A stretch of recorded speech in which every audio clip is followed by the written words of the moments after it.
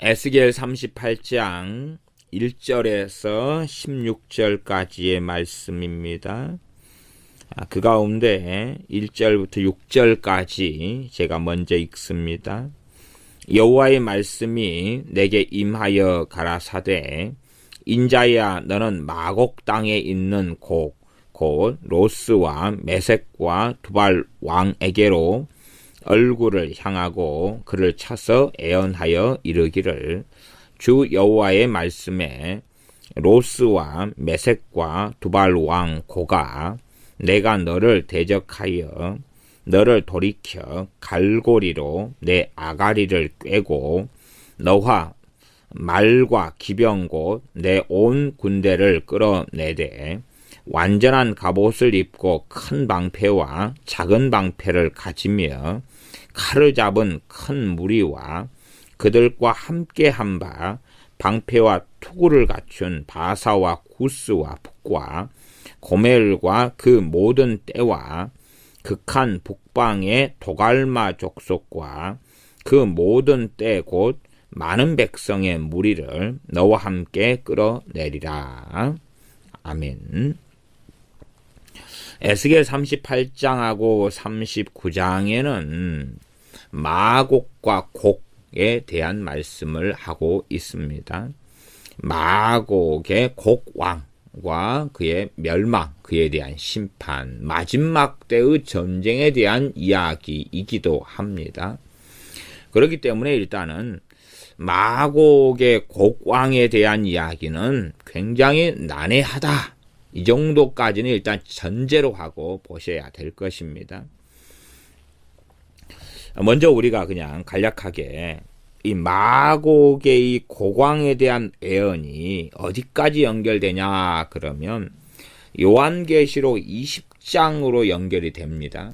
요한계시록 20장 말씀을 제가 찾아서 읽어보겠습니다. 요한계시록 20장 8절 말씀이 연결되는데 20장으로 한다 그러면 1000년 동안 사단이 무저갱에 갇힌 다음에 풀려나가지고 20장 7절 8절을 제가 읽어보겠습니다.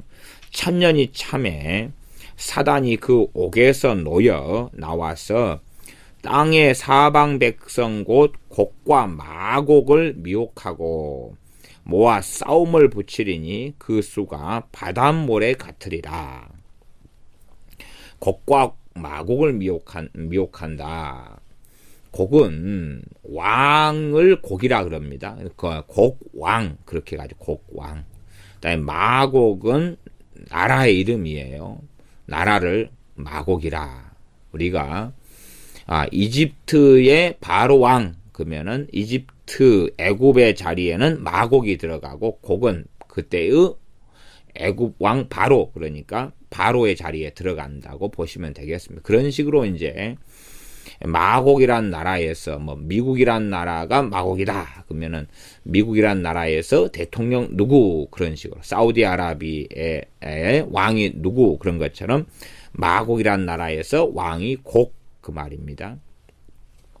곧 곡과 마곡을 미혹하고 모아 싸움을 붙이는데 그 수가 바닷모래 같다. 9절 저희가 지면에 널리 퍼져 성도들의 진과 사랑하시는 성을 두루매 하늘에서 불이 내려와 저희를 소멸하고 성도들의 진, 성도들의 군대, 성도들의 군대와 사랑하시는 성을 둘러쌌다. 곡과 마곡이.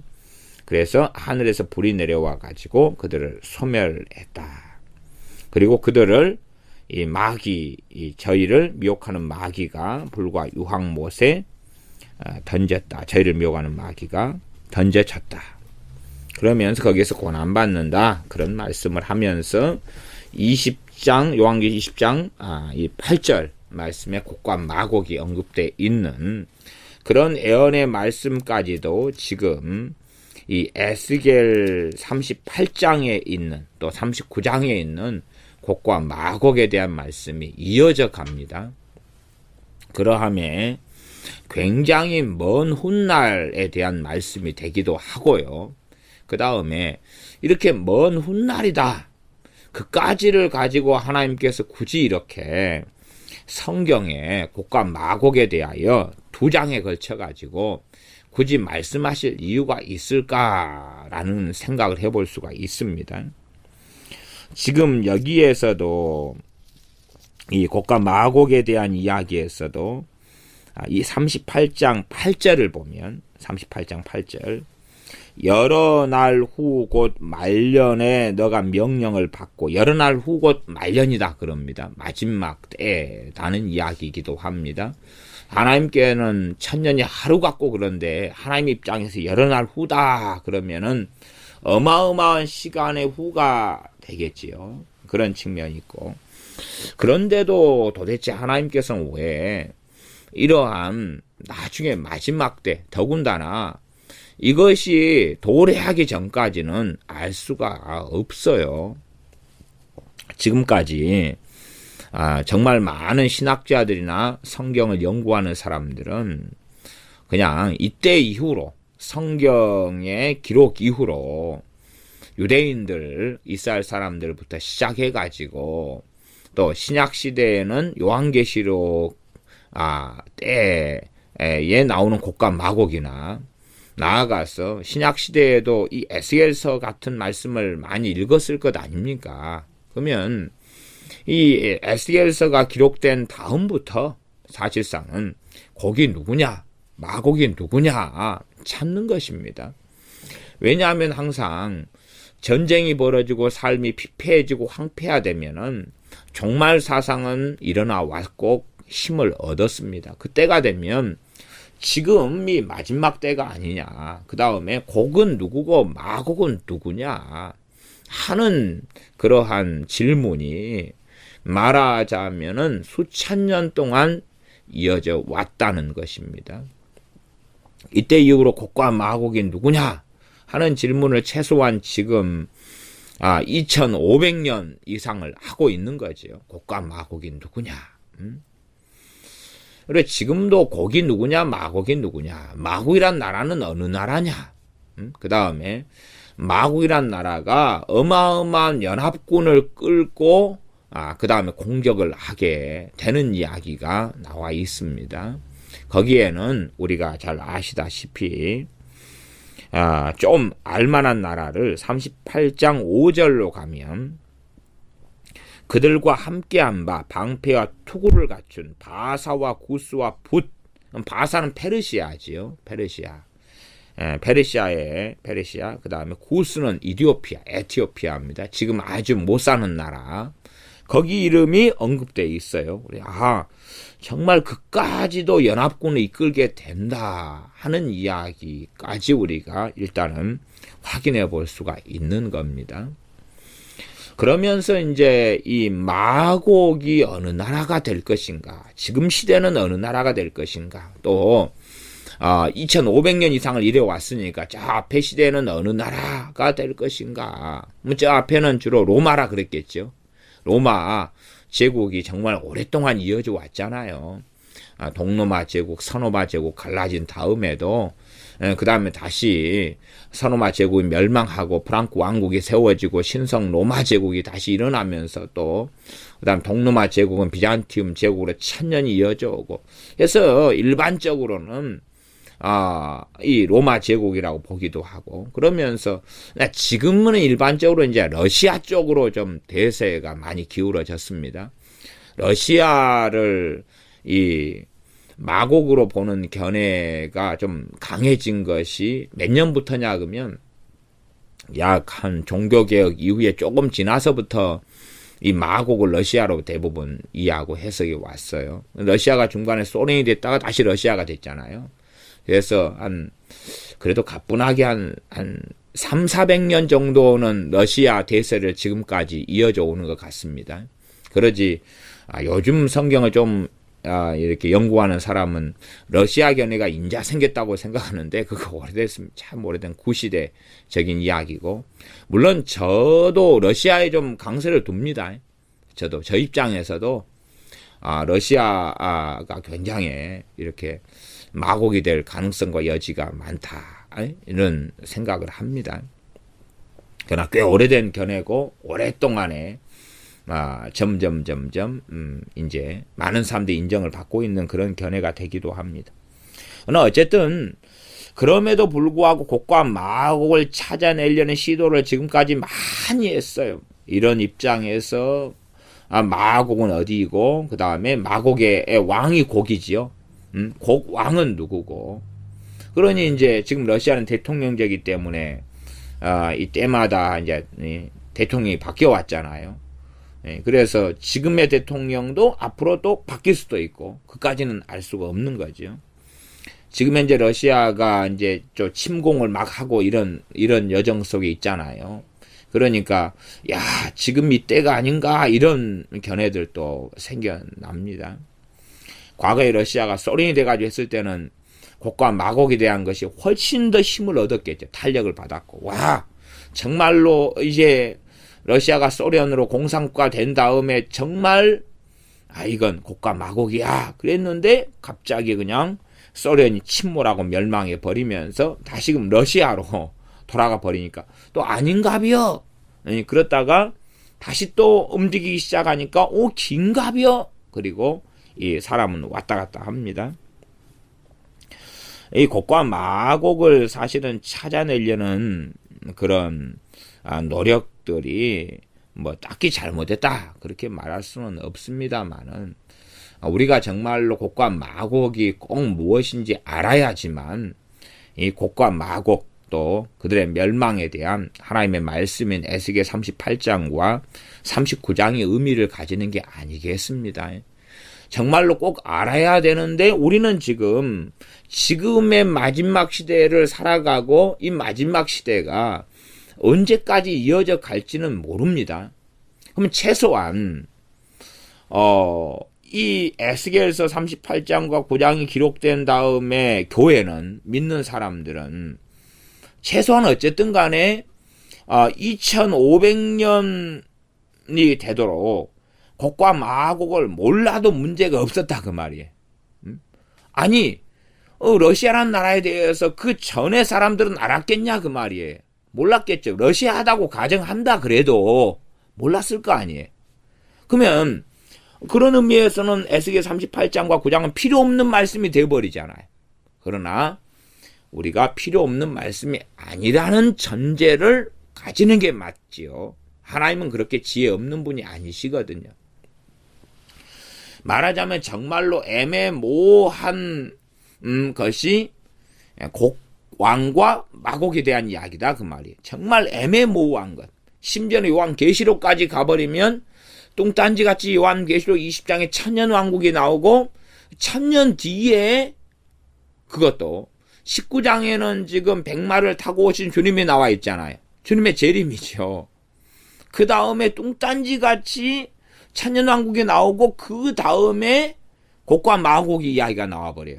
그런 식으로 따지면은 천년왕국을 상징적으로 볼 것인가 문자적으로 볼 것인가 전천년왕국설을 가질 것인가 전천년왕국도 세대주의적 전천년설을 가질 것인가 혹은 역사적 전천년설을 가질 것인가 혹은 무천년설을 가질 것인가 후천년설을 가질 것인가 그런 신학적 견해에 따라 또 달라지지만 어찌됐든지 간에 천년왕국이라는 게 나온 다음에 곡과 마곡을 무적행에서 풀려난 마귀가 옛뱀 용이라고 했던 마귀가 미혹해가지고 전쟁을 벌이면서 성도들의 진을 공격하고 또한 거룩한 성을 공격하는 그런 내용까지 나오면서 하나님께서 심판하시는 것이 나와 있는 게 요한계시록 20장의 이야기입니다. 그렇게 따지면은 정말로 거리가 멀고 먼 이야기구나.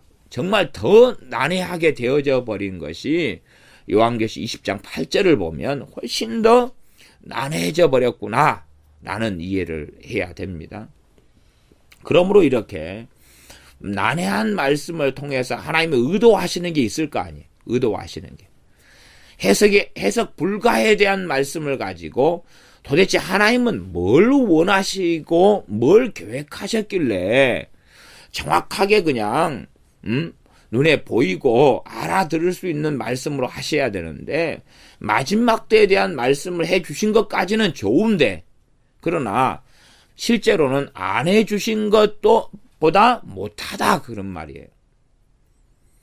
아니 2500년 동안에 이제 30년 전에 살다가 죽은 사람이 있을 거 아니에요. 50년 전에 100년 전에 살다가 죽은 믿는 사람이 있을 거 아니에요. 그 가운데 어떤 사람은 에스겔 38장과 39장에 고강과 마곡에 대하여 막 빠져가지고 나름 해석을 했는데 반드시 틀린 해석이었겠죠.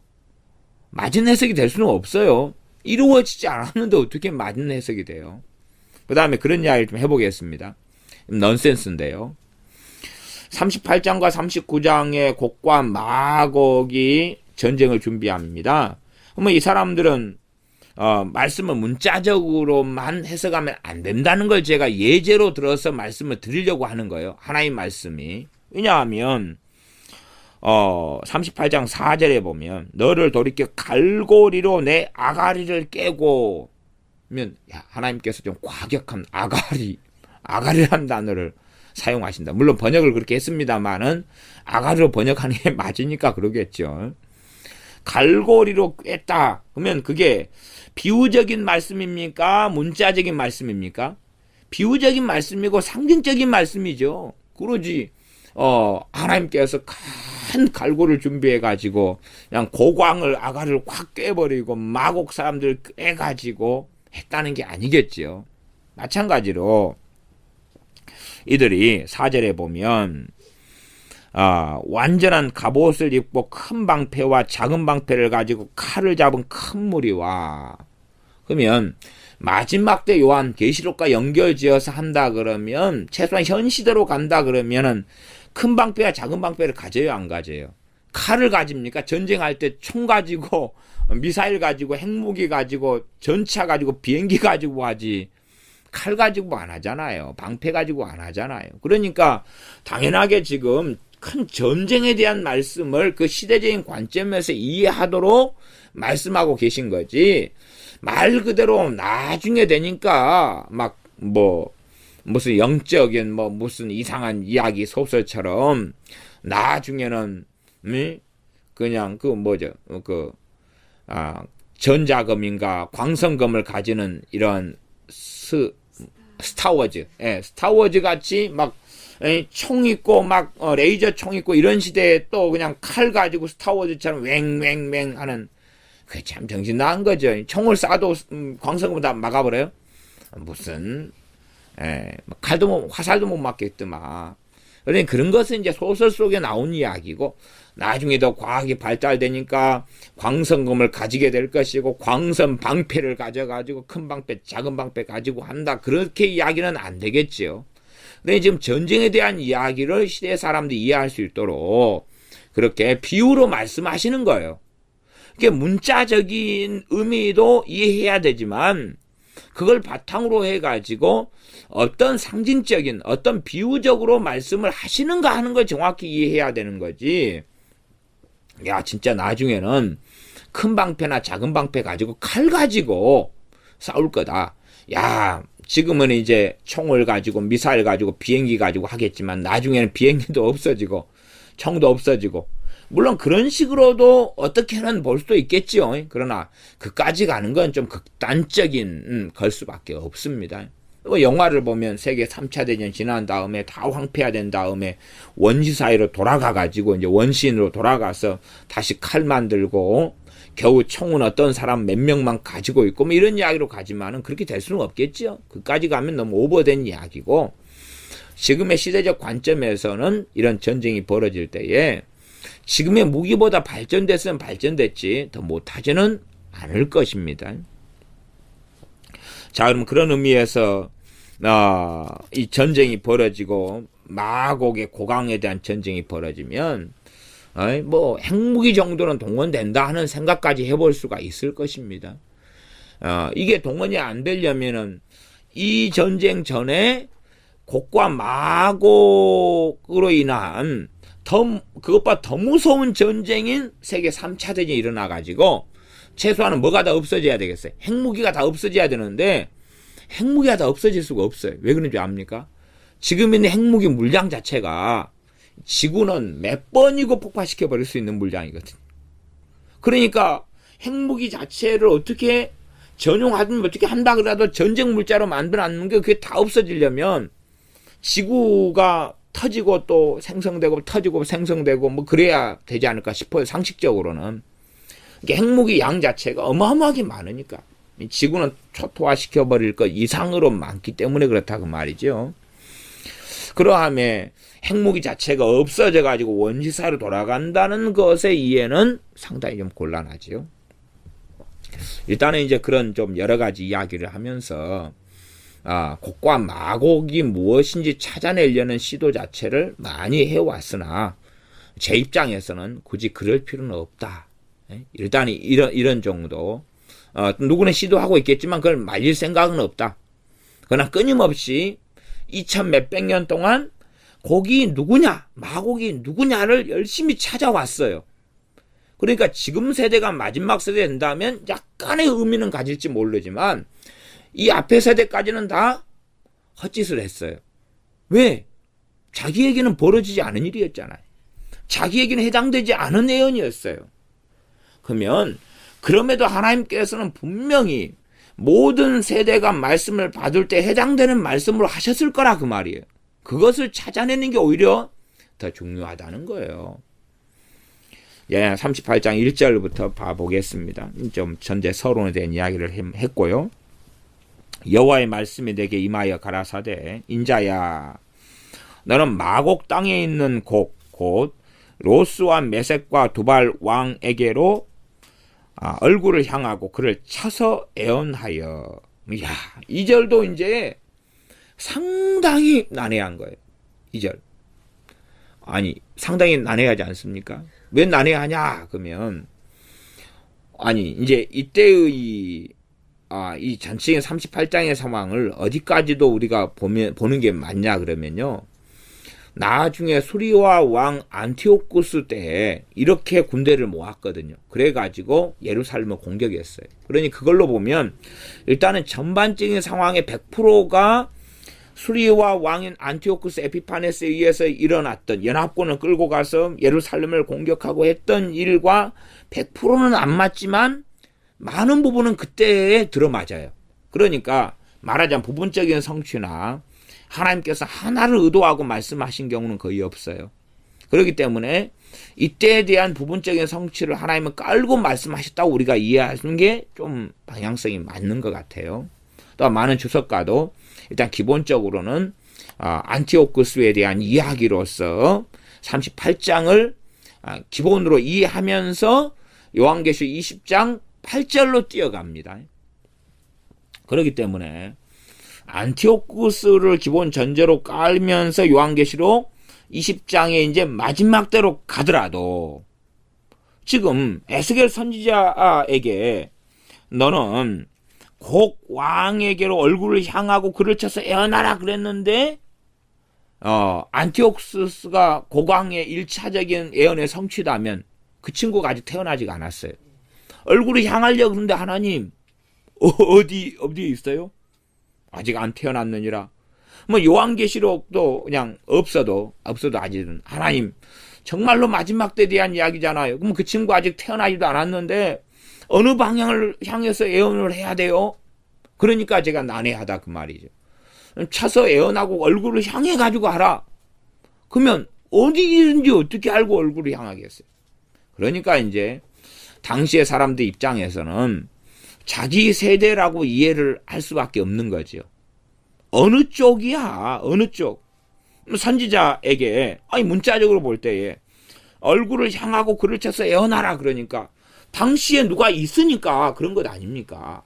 앞에 예언처럼 이야기한다면은 애굽 왕 바로를 쳐서 대적하여 또 그를 향하여서 애언하라 이런 말씀도 사용해 왔으니까 38장 2절 같은데도 지금 마곡 땅에 있는 곡이 그때 당시에는 또 누구로서 존재하고 있었을 수 있다 그 말이에요.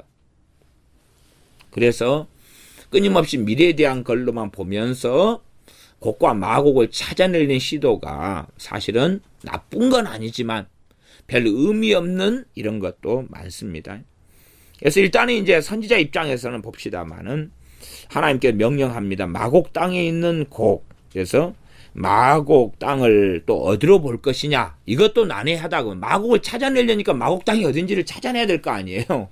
이런 식의 시도를 참 많이 했어요. 그래가지고 어떤 데는 이스라엘 근처인 수리아로 잡았던 데도 있고 마곡을 또 아시아 옆에 있는 아시아에 있는 제국 이런 것을 마곡으로 잡기도 했고 심지어는 좀 그 전에 옛날로 이야기하면 이 스키티아나 아니면 달탄 왕국 이런 나라들이 있었어요. 좀 멀리 떨어진 그런 나라를 마곡으로 잡기도 했고 그랬다 그 말이에요. 그런 것처럼 마곡이 어딘가 하는 것이 난해했어요.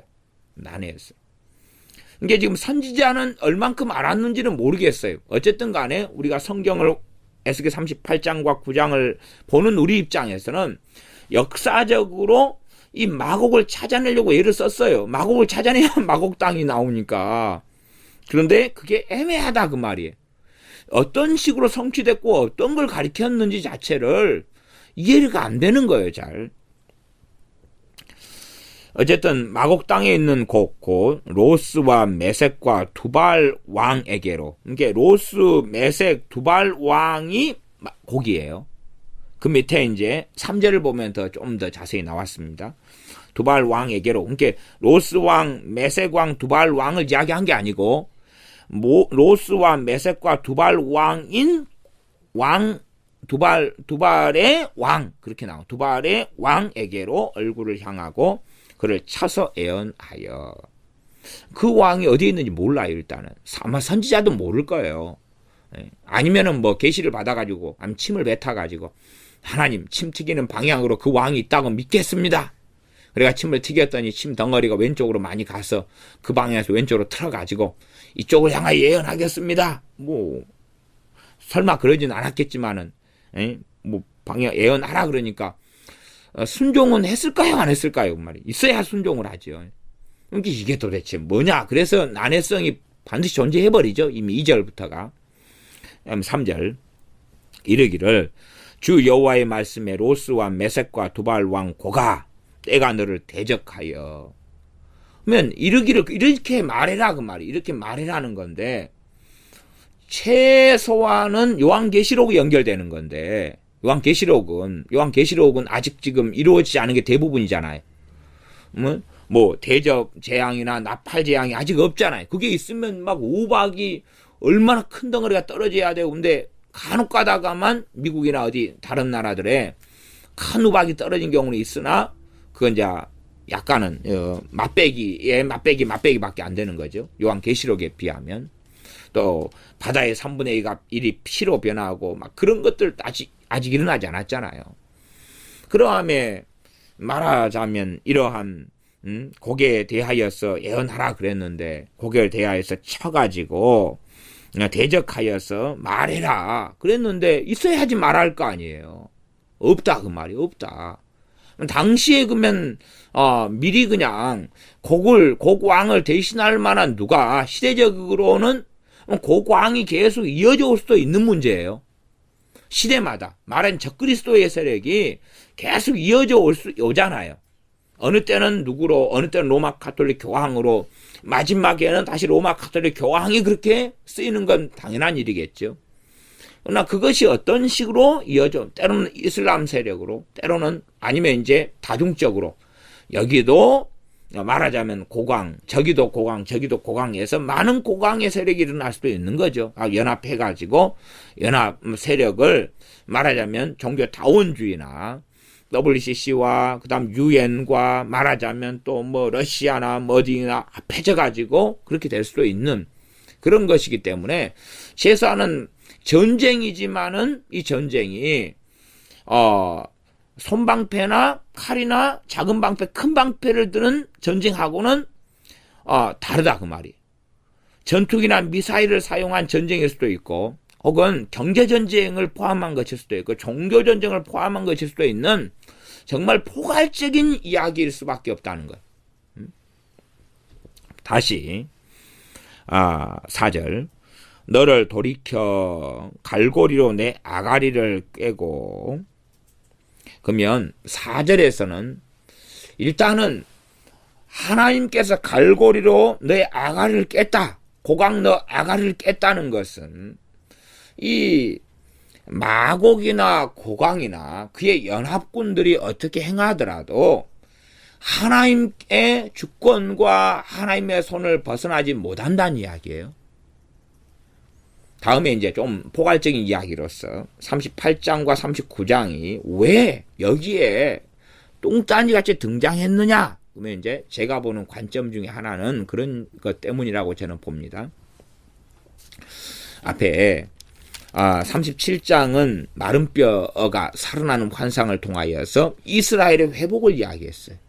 회복을 이야기하면서 지금 얼마 전 38장 28절까지 특별히 지난번 말씀에는 24절부터 28절까지는 에스겔서 37장입니다. 영원히 그하고 영원히 사실은 평안하다는 이야기를 계속 해왔었어요. 그래서 제가 그것이 단순하게 세상의 나라에 대한 이야기가 아니다는 것을 설명했습니다. 그러면 다시 에스겔 37장 24절부터 28절로 돌아가서 25절 내 종 다윗이 영원히 그 왕이 되리라. 그리고 화평의 언약을 26절에 맺어가지고 그들을 견고하게 하고 번성케 하고 내 성소를 영원히 그들에게 둔다. 그리고 28절에 내 성소가 영원토록 그들 가운데 있다. 열국이 나를 이스라엘을 거룩히 하는 여호와인 줄 알리라. 이런 이스라엘 회복이나 말하자면 영원토록 메시아가 오셔가지고 다윗이 메시아로 오시는 건 알죠. 인간 다윗을 이야기한 게 아니라 다윗의 위를 이어서 오시는 우리 주 예수님을 이야기하는 거라 그 말이에요. 그렇게 해서 예수님의 메시아의 나라가 도래하고 그렇게 되는 성취를 우리가 일단은 이해해요. 그러지만 유대인들 이스라엘 사람들 입장에서는 이 땅에서 나라로 이야기하니까 그러나 38장과 39장을 보면 곡과 마곡을 통한 전쟁을 이야기하고 환란을 이야기하는 거예요. 그러니까 너희들이 생각하는 것처럼 육의 나라가 아니라는 거예요. 지금 얼마나 비참하고 참담한 전쟁이 벌어지는가가 38장과 39장에 나와 있는 거예요. 38장과 39장. 그럼 메시아가 먼저 오시는 것에 대한 이야기는 그 앞에가 있는 거고 반복해서 있는 거고. 그러니 이것만 봐도 우리는 지금 성취된 속에서 최소한 부분적인 성취 이상을 우리는 알고 있기 때문에 순서를 우리는 배열을 할 수가 있어요. 대강. 그러나 이 사람들은 배열을 못하는 거예요. 이 사람 입장에서 생각해 보세요.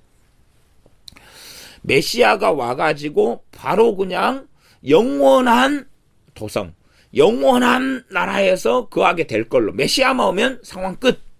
이렇게 생각하지만 우리는 주님께서 2000년에 오셔가지고 상황 끝이 아니라 가버리셨어요.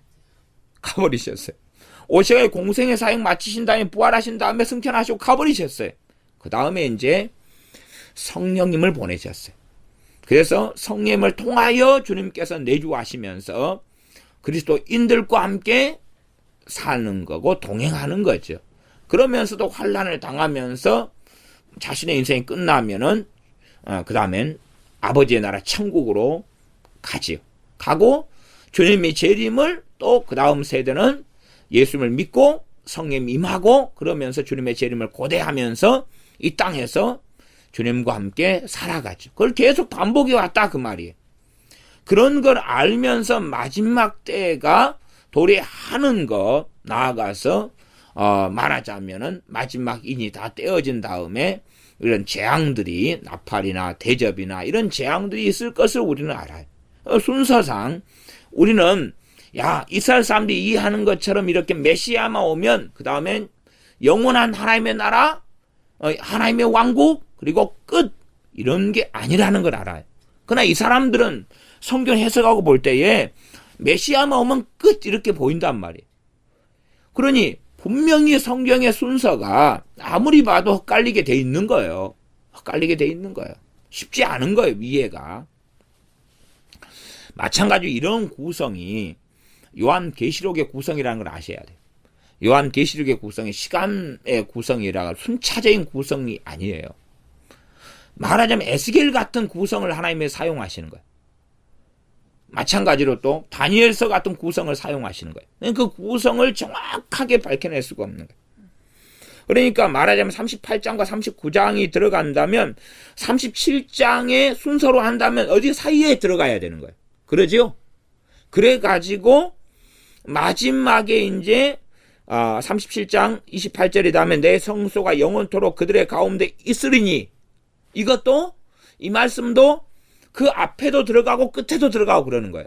왜냐하면 내가 예수를 믿어서 하나님의 자녀가 됐어요. 그 다음에 예수의 사람으로 끝까지 살아갈 때에 이미 나는 하나님의 영원한 성소가 내게 임한 것하고 똑같아요. 그게 그 말씀의 성취죠. 그러나 최종적인 성취는 또 마지막에 주님의 재림 다음에 있죠. 그러니 이 말씀이라 해도 이쪽에도 해당이 되고 저 끝에도 해당이 돼요. 마국과 고강에 대한 이야기도 이렇게 한꺼번에 모아놨지만은, 그러나 이 마지막 때 어느 부분하고 그 다음에 부분적인 성취로서는 심지어 안티오쿠스 에피파네스에 대한 이야기로 해석되는 것도 맞아요. 물론 그는 안티오쿠스 에피파네스 4세로서 끝난다 그런 이야기는 아니에요. 끝나는 게 될 수가 없죠. 요한계시록 20장에 있는 이야기가 어떻게 끝나겠어요. 그러나 그런 부분적인 성취를 이어가지고 간다. 그 다음에 어떨 때는 제가 보는 관점은 시대상 어느 시대에는 이 사단은 곡과 마곡을 통해 끊임없이 역사하려 그잖아요. 그러니 시대 상황상 어느 시대에는 마곡과 고강이 존재할 수밖에 없다는 거예요. 나중에 적그리스도가 오잖아요. 그때는 최종적인 말하자면 저는 그를 어떤 면에서는 그냥 적그리스도를 곡왕이라고 봅니다. 그러나 이제 곡왕도 적그리스도가 때마다 틀렸잖아요. 사도들이 그렇게 이야기해요. 지금도 적그리스도가 많이 나왔다고. 하지만 요한계시록에는 특정한 적그리스도는 또 달라요. 그것처럼 저는 이 곡왕이 시대 상황상 계속 있어 왔다. 저는 그런 식으로 보고, 마곡도 그 시대 상황상 있어 왔다. 그리고 나아가서 교회적으로 이야기한다면은 로마 시대 때 교회가 큰 핍박을 받았어요. 그런 무서운 핍박을 받았을 때에는 네로라면 네로가 고강의 자리에 있고 마곡은 로마의 자리에 있다. 저는 그렇게 이제 이해하는 것이 차라리 좀 더 낫지 않은가. 물론 제가 이해하는 것이니까 여러분들이 생각을 해본 다음에 그래 참조를 해보시고 다 그것을 받아들이기보다는 그런 개연성을 좀 가지고 이 곡과 마곡에 대한 이야기를 좀 더 포괄적으로 넓게 생각을 해보셔야 된다고 저는 생각합니다. 이게 적그리스도가 단 한 명이 아니라 사도들의 시대에도 적그리스도가 많이 나왔다. 성경이 말씀하고 계속하여 적그리스도는 튀어나온단 말이에요. 그러나 요한계시록에는 최종적인 적그리스도가 또 있단 말이에요. 그런 것처럼 요한계시록 20장 8절에 있는 최종적인 마곡과 곡이 있단 말이에요. 그러지만은 아마 선지자 에스겔의 시대에도 누가 마곡이었을 거고 누가 고광이었을 거라고 나는 본다 그 말. 그렇기 때문에 그들 쳐서 예언하라 그런 거죠. 그래 하나님의 지혜의 광대함과 부요함은 측량할 수가 없는 거예요. 그러나 사람들은 이거 점진적인 성취라고 보기보다는 그냥 단지 문자적으로만 보려고 애쓰고 그 다음에 단 한 번의 성취로만 보려는 거예요. 단 한 번의 성취로만. 그러니까 이제 해석이 좀 난해한 부분이 훨씬 더 많이 생겨버린다. 그리고 나아가 단 한 번의 성취로서 마지막 때만 보니까 지금의 시대를 살아가는 믿는 사람들에게 사실은 도움이 되지 않지. 그러면 38장과 39장의 마곡과 고강에 대한 이야기를 가지고서 하나님 백성 이스라엘에게 끊임없는 환난과 전쟁과 고통을 이야기하는 거예요. 그러면 저는 이걸 통해서 하나님께서 의도하신 것은 봐봐라. 지금 영원한 나라의 다윗이 영원히 왕이 돼가지고 37장 25절로 한다면은 메시아가 오셔서 영원히 왕이 되는 거죠. 그래서 통치하시는 메시아가 이 땅에 성신하셔가지고 오시는 것이, 그리고 영원히 통치하시는 것이 인간 나라 이 땅의 이야기가 아니다. 이 땅의 이야기는 아니고 이 땅에서는 이렇게 곡과 마곡처럼 이렇게 흘러간다. 그러니 지금 말씀하는 것은 정말로 이 땅, 이스라엘의 땅에 대한 이야기가 아니라 하나님의 나라에 대한 이야기다. 하나님의 나라에 대한 이야기지 세상 나라에 대한 이야기가 아니다. 영원토록 성소가 너희 가운데 있다는 것이 이스라엘 제3성전이나 스룹바벨 성전이나 건물을 짓는 성전이나 성소에 대한 이야기가 아니다. 이것은 이 땅의 역사는 이렇게 곡과 마곡처럼 이런 식으로 흘러가고 하나님의 백성이 땅에 살면서 이 고광의 공격과 침략을 받으면서 자신은 평화롭게 지내고 살려 하지만은 그러나 핍박을 받고 공격을 받을 수밖에 없는 이 땅의 역사 속을 통과해 간다. 그러니 너희가 36장이나 37장에 이러한 영원토록 하나님이 너희와 함께 거하시고 또한 다윗의 위를 이어서 메시아가 오셔서 영원한 나라를 이루실 때에 그것을 팔레스틴이나 가나안이나 이 세상 나라로 이해하면 안 된다. 그런 입장에서 저는 38장과 39장에 마국과 고광이 여기에 나왔다. 저는 그렇게 봅니다.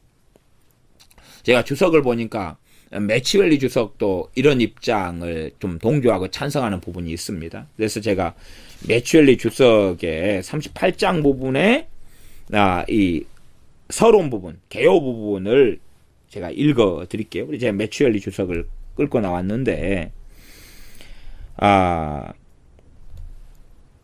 이제 제가 그 부분을 제가 읽어 드리면, 이 이스라엘 사람들은 메시아 왕국과 그 나라의 영적인 특권에 관한 약속을 현세의 생활 가운데서 부단한 번영을 누릴 수 있다는 약속인 것으로 오해할 것을 염려해서 에스겔은 마치 그리스도께서 제자들에게 말씀하신 것과 같이 세상에서 사는 동안 그들은 고난을 당할 것이나 기뻐하게 될 것은 종래에는 승리하게 되는 까닭이라고 말했다. 네, 이런 식으로 좀 짧게 이야기했습니다. 그러니까 이스라엘 사람들이 이렇게 착각하지 않도록 현세에서는 환난과 고난을 당한다는 그런 이야기로 곡과 마곡이 나와 있다. 그러니까 제가 설명하는 것까지는 이제 이 매추엘리 이분이 진도를 나가지는 않지만 간략하게 이렇게 이런 부분을 시사하는 부분은 이 주석에가 약간 있는 것 같아요.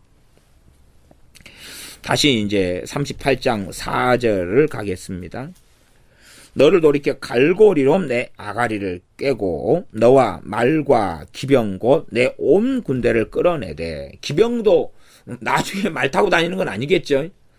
비행기 타고 그다음 차 타고 다녀야지 말 타고 다니는 건 아닐 테니까 이런 것도 결국은 그 당시의 상황을 이용해서 이해하게끔 하나님께서 말씀하시는 방식인 거죠. 곧 내 온 군대를 끌어내되 완전한 갑옷을 입고 큰 방패와 작은 방패를 가지며 칼을 잡은 큰 무리와 그들과 함께 한바. 전쟁 준비를 마지막 요한계시록으로 이야기한다 그러면 전쟁 준비하는데 정말 철두철미한 전쟁 준비를 해가지고 일이 벌어지는구나. 그냥 단순하게 그냥 쉽게 즉흥적으로 열받아가지고 벌어지는 일이 아니고 갖출 걸 다 갖추잖아요. 지금 완전한 갑옷을 입었다 그랬잖아요. 철저한 전쟁 물자나 전쟁 준비를 해가지고 벌어지는 일이고 급박하게는 아니라 의도성을 가지고 벌어지는 거다. 마찬가지로 이러한 전쟁의 배후에는 당연하게 원수 마귀가 있죠. 원수 마귀가 있어요. 마귀를 통해서 마귀는 사람을 사용하고 그렇게 해서 전쟁을 벌이면서 전쟁의 목적은 결국은 하나님의 백성이에요. 이스라엘로 갑니다. 이스라엘에 대한 폭넓은 의미는 37장에서 제가 말씀을 나누었습니다만은 그렇게 이스라엘 하나님 백성들을 공격해요. 그렇게 해서 마귀가 역사하고 주도해가지고 하나님 백성을 공격하지만 그러나 사실상 하나님의 자녀들 너희는 담대하라. 너희는 염려하지 말아라. 그렇게 포악한 적의 세력이 공격해와도 실제로는 전능하신 하나님께서 그들을 갈고리로 아가리를 꿰고 계신 거다. 그래서 벌어지는 일이라는 것이에요.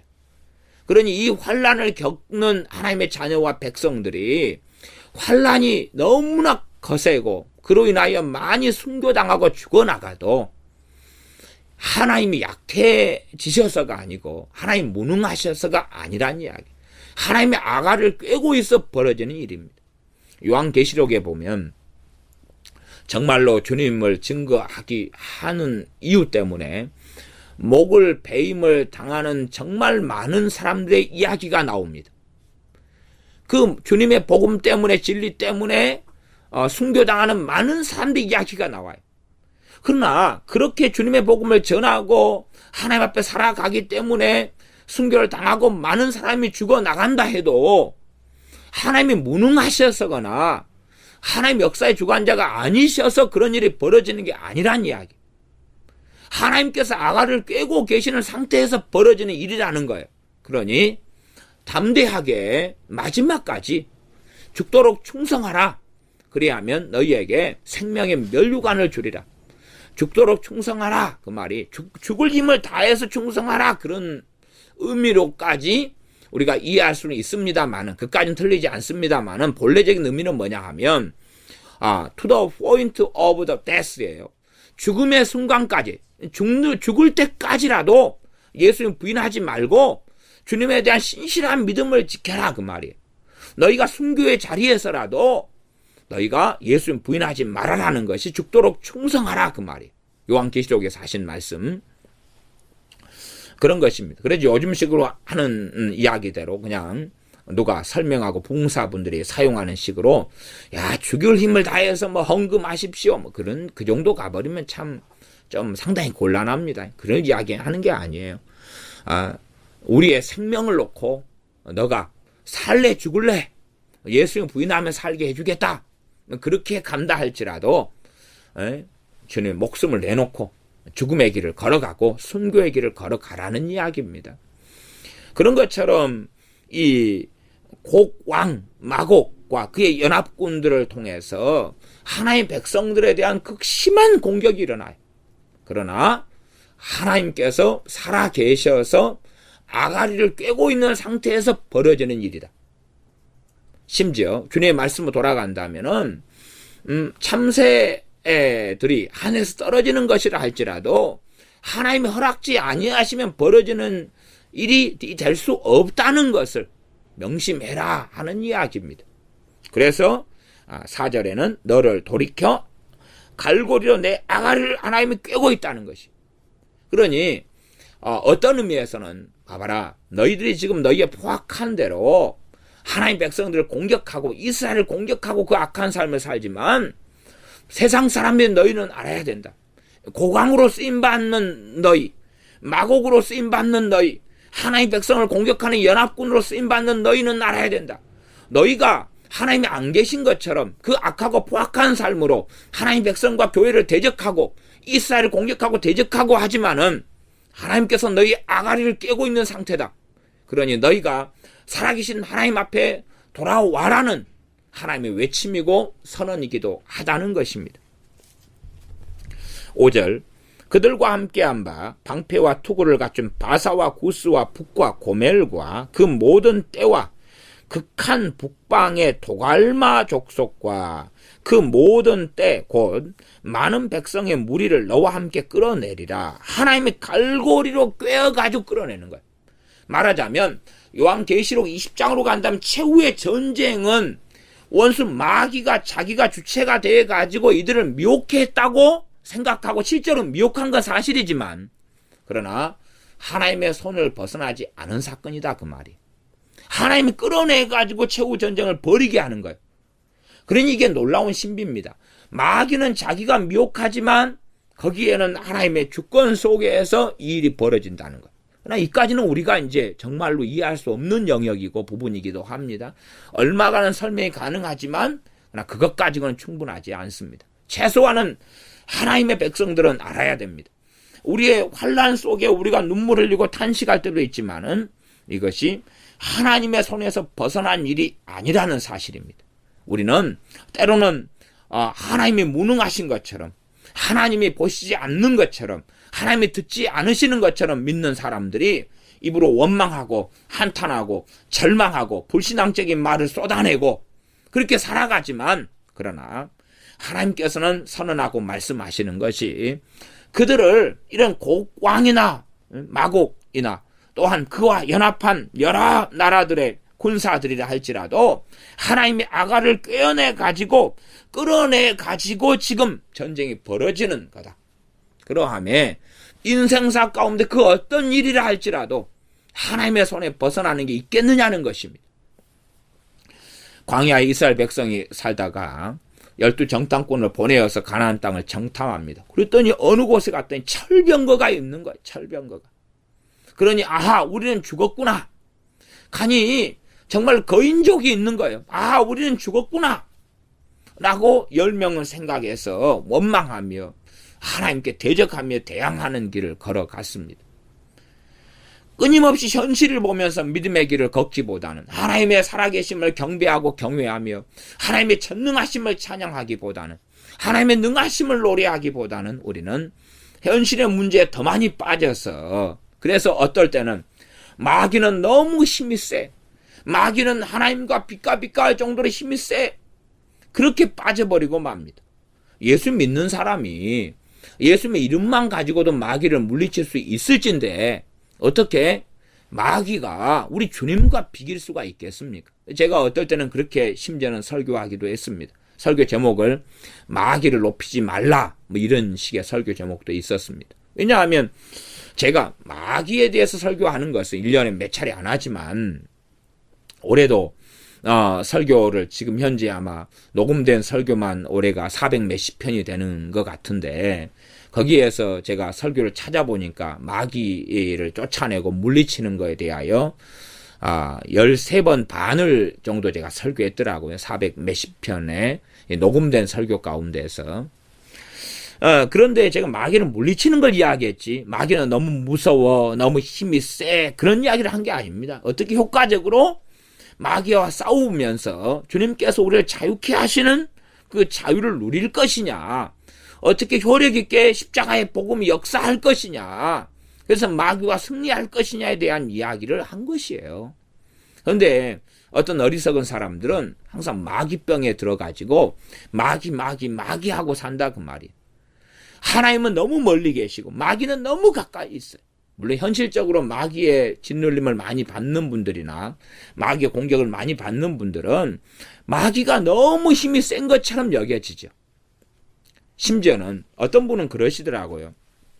자기가 기도만 잠깐만 쉬어도 마귀는 자기에게 덮쳐오더라고. 그래서 자기 입에서 막 기도하는 것, 특히 방언으로나 무슨 기도로나 계속 하나님께 기도를 해야지만이 마귀에게 덮어씌우지 않는다 그러더라고. 제가 그런 분들한테 그렇게 이야기해요. 어떤 분은 받아들이시지만은, 아니 집사님, 성도님, 마귀가 덮어씌우는 건 둘째치더라도 주님은 당신하고 안 계십니까? 성령님은 당신에게 안 임하셨나요? 물어요. 그러나 말씀을 통해, 진리를 통해 성령님이 임하셨는데도 불구하고 그 성령님은 너무 멀리 계시는 거예요. 자기 입장에서. 마귀는 너무 가깝고 너무 힘이 세고. 그러니 정말로 하나님의 자녀가 마귀의 힘에 강력한 것은 느끼고 체험하면서 하나님의 놀라운 그 역사와 능력을 체험하지 못한다는 것이 좀 딜레마죠. 성령님의 그 놀라운 역사하심을 체험하지 못한다는 게 문제죠. 그게 성령님의 문제라거나 우리 주님의 무능함의 문제가 아니라 그 사람의 12정탐꾼 가운데 10명의 사람들처럼 그들의 불신앙의 문제라는 거죠. 마귀에 대해서 너무나 믿음이 투철한 거예요. 믿음이 너무나 강렬한 거예요. 마귀는 체험적으로 너무나 무섭다는 거예요. 그러나 하나님은 어떻게 체험할까인데, 성령님을 어떻게 체험할까인데, 진리의 말씀을 어떻게 알았까인데, 하나님은 너무나 무능하고 마귀는 너무 세졌느냐는 거죠. 그러함에 참 많은 믿는 사람들이 신령한 척하고 기도한 척하지만 어떤 사람들은 기도하지 않으면, 또 예수님의 피를 열심히 뿌리지 않으면, 피를 안 뿌리면 성령 역사 안 하는 거예요. 피를 안 뿌리면 그냥 마귀가 덮쳐오고 문제와 사건, 사고가 일어난다는 등의 이런 생각을 하는 거지요. 믿음을 통해서 하나님과 함께 거해야 하고 믿음을 통해서 주님과 함께 거해야 된다는 것을 깨닫고 알아야 되며 이러한 곡과 마곡에 대한 이야기를 통해서도 하나님께서 그들을 끌어내고 갈고를 꿰어가지고 끌어내가지고 전쟁이 벌어진다고 말씀하는 것입니다. 요한계시록도요. 요한계시록엔 그 무서운 재앙들도 누가 일으키는 것입니까? 하나님이 일으키신 거예요. 하나님이. 마지막에 대환란을 주체가 하나님이신 거예요. 하나님. 마귀가 아니에요. 마귀가 아니에요. 마귀라고 그냥 요한계시록 읽다 보면 착각하는 분들이 계시는 것 같은데 대접이나 나팔 재앙을 일으키신 분이 하나님이시에요. 하나님이시에요. 그 다음에 짐승이나 또한 적그리스도나 두 번째 짐승이나 이렇게 해서 666 표를 가지게 하고 이게 모든 뒤에가 하나님 계시는 거예요. 하나님이 그렇게 이미 그런 일을 하도록 선언해 놓으셨기 때문에 그 일을 마귀가 안 하려고 그러고 짐승이 안 하려고 그러고 둘째 짐승이 안 하려고 그러고 그래도 안 할 수가 없는 거예요. 안 할 수 없는 거예요. 그러면서 하나님께서 마지막 세대에게 자 너가 나를 섬기고 부인하지 않고 하나님 나라에 들어오겠느냐? 나를 부인하고 그 666 표를 받고 영원한 지옥으로 빠지겠느냐? 라고 하나님이 지금 행하시는 일이에요. 그러나 겉으로 볼 때는 적그리스도나 또한 짐승이 행하는 것처럼 보일 수는 있다 그 말이에요. 그러나 하나님이 예언해 놓았던 것은 하나님의 뜻이 절대적으로 이루어지는 거예요. 그건 빼도 박도 못하는 것입니다. 그러니 666표에 대한 것이 그 주관자가 하나님이라는 걸 알고 있어야지 그걸 마귀만 보고 있는 사람은 정신머리가 없는 사람입니다. 마지막 세대의 그 환란을 통하여서 주님께서 정말로 너희의 목숨이냐 나냐 하는 것을 마지막 세대의 교회에게 마지막 세대의 하나님의 백성에게 묻고 있는 것이기도 합니다. 너가 나를 믿겠느냐 부인하겠느냐 죽음의 순간에서라도. 자 이제 계속 이어서 7절 가겠습니다. 너는 스스로 예비하되 너와 내게 모인 무리들이 다 스스로 예비하고 너는 그들의 대장이 될지어다. 7절은 이 마곡의 왕에게 지금 하나님께서 선지자를 통해서 말씀하고 있는 것입니다. 스스로 예비해라. 전쟁 예비하고 물자 모으고 끌어모아라. 그리고 너와 너에게 모인 무리들이 다 그렇게 스스로 예비해라. 다 스스로 전쟁 준비해라. 그러면 전쟁 준비해라는 게 어디서 온 겁니까? 하나님으로부터 온 것이에요. 하나님을 배역하며 떠나며 하나님 백성과 교회와 이스라엘을 적대하는 이러한 세력들 전쟁 준비를 하는 것은 하나님의 명령이 떨어졌기 때문에 그러는 거예요. 너희들 준비해. 칼 들어. 큰 방패 작은 방패 잡아. 그 다음에 완전한 갑옷을 입어. 말을 준비해. 병거를 준비해. 하나님이 스스로 예비해. 준비해. 하나님 명령이 떨어졌기 때문에 가능한 거예요. 사탄의 일도 하나님 명령이 떨어졌기 때문에 가능한 거예요. 욥기에 보면 하나님 명령이 떨어졌기 때문에 마귀가 욥을 병들게 하고 그의 자녀들을 죽여버리고 그의 사업을 도산시켜버리고 이게 가능했던 거예요. 자연의 기적을 통하여 폭풍우가 일게 하고 이런 또 막 건물이 무너지게 하고 이런 마귀 역사가 가능했던 것이 하나님의 명령이 떨어졌기 때문에 그래요. 하나님의 물론 허락하심 그렇게 이제 욥기 1장으로는 이야기할 수 있습니다만은 그게 없으면 마귀는 할 수 없는 거예요. 그 신비를 우리가 다 이해할 수 없습니다. 그러나 그럼에도 불구하고 우리가 이해하지 못한다 할지라도 심지어 우리가 하나님께 기도하는데 기도하는 것이 이루어지지 않고 계속된 환난과 고난이 이어져 간다 할지라도 그러나 우리는 하나님을 찬양하고 예배하며 섬기기를 멈추지 않아야 한다는 사실이고 정말 심지어는 극단적으로 우리가 앞으로 한 30년 사는 동안에 주님이 아직 오시지 않고 30년 기도 생활을 열심히 했는데 기도 응답이 하나도 없어요. 그런다 할지라도 우리는 주님은 지금도 오늘도 기도에 응답하십니다라고 말씀을 증거하고 외치고 그렇게 자녀들에게 말씀을 가르치다가 죽어야 한다는 사실이에요. 1년을 내가 기도했는데 응답이 없어요. 그래도 1년 내내 나는 그렇게 말해야 되고 1년 지난 다음에도 그렇게 우리는 말해야 됩니다. 하나님은 구하는 자에게 주시는 분이십니다. 찾는 자에게 찾게 하시는 분이고 문을 두드리는 자에게 열리게 하시는 분이 주님이십니다. 전능하신 아버지 하나님이십니다라고 외쳐야 되는 거예요. 그래서 저는 그렇게 믿고 경험합니다. 어느 때는 풍성한 기도의 응답이 있게 하실 때가 있어요. 범사에 때가 있고 기한이 있는 것처럼. 그래서 그냥 올해는 하루에도 몇 개씩 기도 응답이 일어나고 한 달에도 몇 번씩 기도 응답이 일어나고 뭐 그랬는데 어느 때가 되면 기도 응답이 없어요. 내가 기도하는 거야, 많은 거야, 기도해도 왜 이렇게 응답이 없지? 이런 때들을 저는 보내게 하시는 분이 하나님이라는 것을 저는 경험합니다. 물론 다른 사람들의 삶 속에서도 그런 일들이 있다는 것을 저는 많이 확인해요. 그래서 제가 그런 이야기를 간혹 하기도 합니다. 물론 많은 믿는 사람들은 안 그래야 된다고 생각하는 것 같아요. 조지 밀러 목사님처럼 그냥 하루에도 몇 번씩 기도 응답이 계속 죽을 때까지 일어나야 된다고 생각하는 것 같아요. 물론 저도 조지 밀러 목사님의 전기를 여러 권을 구해가지고 읽고 가지고 있습니다만은 그러나 저 개인적으로는 그냥 뭐 옛날에 돌아가신 목사님하고 대화할 일이 어디 있었겠습니까? 그러나 조지 밀러 목사님의 삶 속에서 저는 그렇게 개인적으로 혼자 생각해요. 전기에는 없지만 있는데 제가 못 발견했을 수도 있어요. 기도 응답이 충분히 멈췄을 때의 시간들이 있었을 것이다. 저는 그렇게 추측해요. 믿거나 말거나. 그건 이제 나중에 천국에서 그분 만나가지고 대화를 해봐야 되겠죠.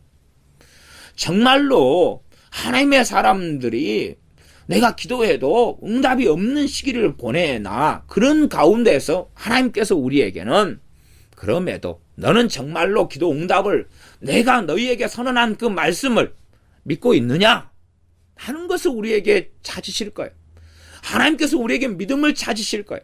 믿음을 찾으실 거예요. 내가 올 때에 믿음을 보게 했느냐. 환난의 시대를 살아갈수록 믿음이 약해져 버리고 없어져 버리는 거예요. 왜? 재정적인 문제가 쉽게 해결되지 않고 심지어는 건강의 문제가 해결되지 않을 수도 있어요.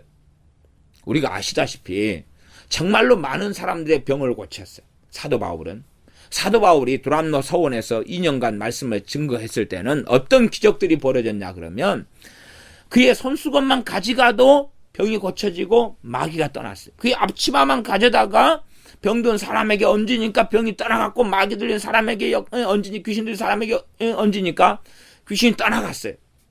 그런데도 사도 바울은 사단의 가시, 육체의 가시, 사단의 사자를 받아서 육체적인 질병으로 굉장히 고통할 때가 있었다는 사실이에요.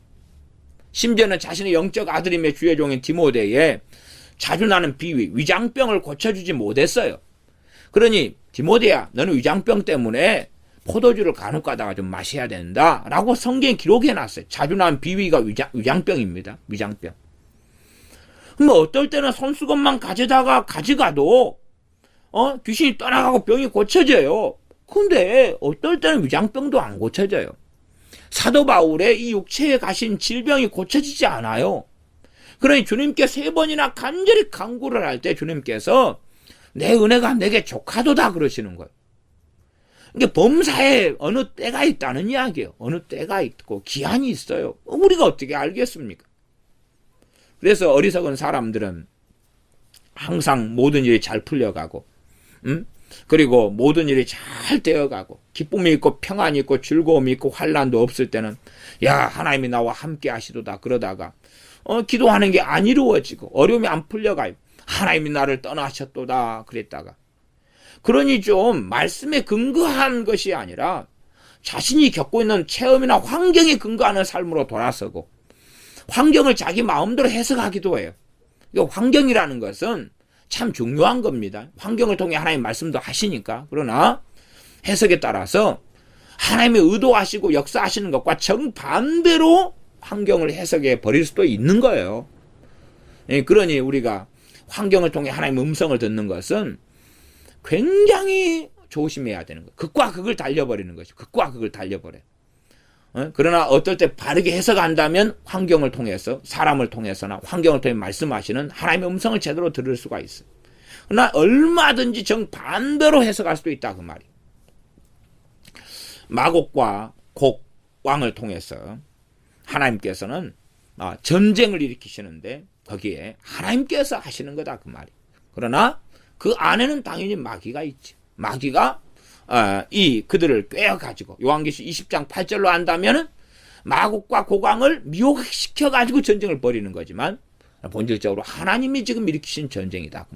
하나님이 전쟁을 일으켜 누구를 치게 하시는 거예요? 이스라엘을 치게 하는 거고, 하나님이 전쟁을 일으켜가지고 하나님 백성들, 성도들의 진을 공격하게 하는 거예요. 그러니 야, 이건 순수하게 마귀야. 그럴 문제 자체가 아니라 그 말이에요. 이게 상당히 이 복잡성을 그런 부분에서 가지고 있습니다.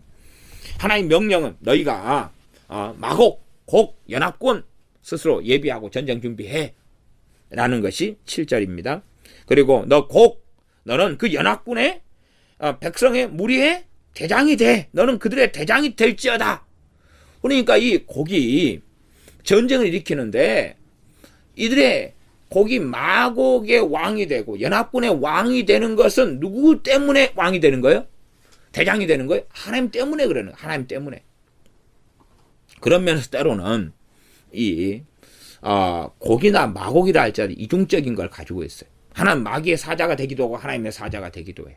우리가 아시지 않습니까? 엘리야 선지자를 통해서 예후가 일어나요. 그러나 결국 예후가 하나님의 심판을 받아요. 예후가 일어났는데 하나님의 심판을 대신해야 될 사람이 예후예요. 그러나 예후가 하나님의 심판을 대신했기는 했는데 그 부분을 넘어서 가지고 마귀의 사람이 되어버렸어요. 그런 의미에서 이 곡과 마곡에 대해서도 이런 이중성을 가지고 있다고 보여요.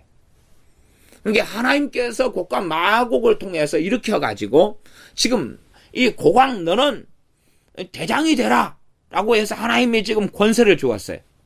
그러면 그런 부분에서 하나님께서 바벨론을 가지고 유다를 멸망시키게 했어요. 그 부분까지는 지금 하나님께 쓰임받는 바벨론이고 바벨론 왕이고 느부갓네살에 대해서 내 종 느부갓네살 그런단 말이에요. 문제는 그것을 넘어서 버리니까 마귀의 종이 돼버리는 거예요. 이게 참 신비로운 부분입니다. 가룟 유다 같은 경우가 예수님의 사도였어요. 사도로서 병을 고치고 복음을 전하고 귀신을 쫓아내고 살았어요. 그 선을 넘어버려가지고 자기의 직분을 버려버리는 것이에요.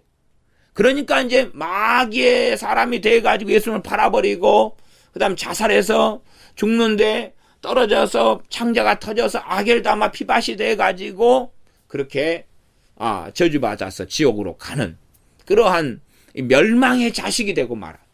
주님은 멸망의 자식으로 가룟 유다를 부른 게 아니라 사도로 불렀어요. 그러나 결국은 예언된 멸망의 자식이 가룟 유다가 돼버리고 마는 거예요. 이것도 신비죠. 곡과 마곡처럼 가룟 유다에 대해서도 참 많은 신비가 포함되어 있어요. 저는 가룟 유다 설교할 때 가룟 유다에 대한 본문들을 다 제대로 이렇게 설명을 자세히 못한 부분이 있어서 저는 항상 아쉬움에 남습니다만은 그러나 설명한다는 자체가 쉽지 않으니까 이 마곡하고 곡처럼 쉽지 않다 그 말이에요. 마곡하고 곡처럼 이 마곡하고 곡을 세우니가 누구예요? 하나님이에요. 고광을 세우니가 누굽니까? 하나님이에요. 너는 그들의 대장이 될지어다. 하나님이 그 아가리를 깨가지고 여기 아가리라고 나왔으니까 제가 말을 좀 간혹가다 과격하게 쓸 때가 있는데 제가 오늘은 과격하게 쓴 게 아니고 개역 성경적으로 사용한 겁니다. 아가리를 하나님이 꿰가지고 그렇게 한 거예요. 그러니 하나님이 지금 그들을 심판의 도구로 쓰고 있는 거예요. 근데 유감스럽게 어디부터 심판하냐 그러면 하나님 심판이 임하면 하나님의 집에서 심판한다고 했어요. 그럼 성도들의 진을 공격하게 하시는 거예요. 그까지는 문제가 없다 그 말이에요. 문제는 선을 넘어버리는 거예요. 그 선을 어디서 넘느냐는 몰라요. 아시리아 군대가 아시리아 왕이 지옥에 있다고 음부에 있다고 에스겔서에 나와 있어요. 그러나 이스라엘을 멸망시키려고 누구를 들었었습니까? 아시리아를 하나님이 들어가지고 썼어요.